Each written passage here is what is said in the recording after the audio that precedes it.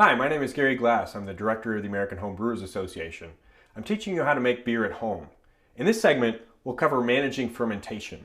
Now we've got our wort in the fermenter. What I'm going to need to do is take a reading of the temperature to make sure we're at the right temperature for adding our yeast. And so I'm going to sanitize some equipment. I'm going to sanitize the thermometer and our hydrometer. And I'm even going to sanitize the packaging for the yeast. You can't be too careful. So just getting a little sanitizer on the yeast packet itself will make sure that there's nothing on there that can get into the beer. We take our thermometer, and this is a floating thermometer, so I can just put it right into that bucket, swirl it around a little bit, make sure our temperature is evenly mixed in the fermenter.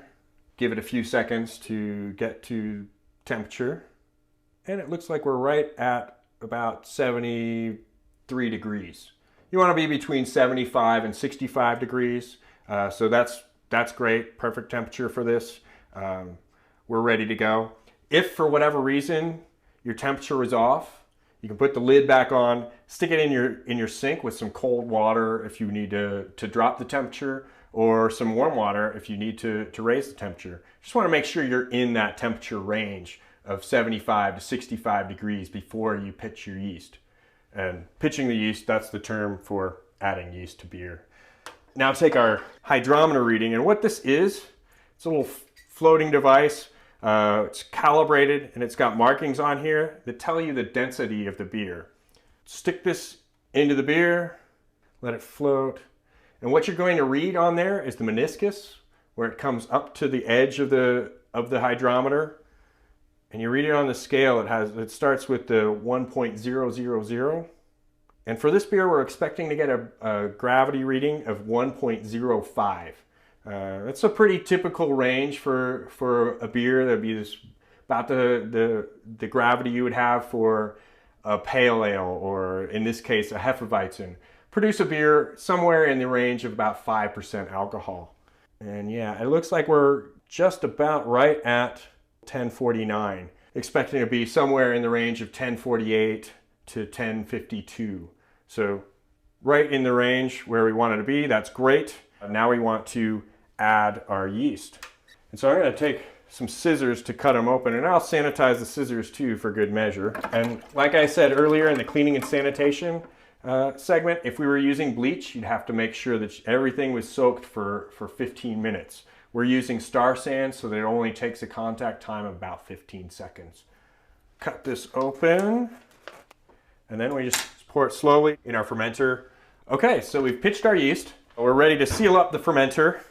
And I'm just gonna re-sanitize this fermenter lid, just as a precaution.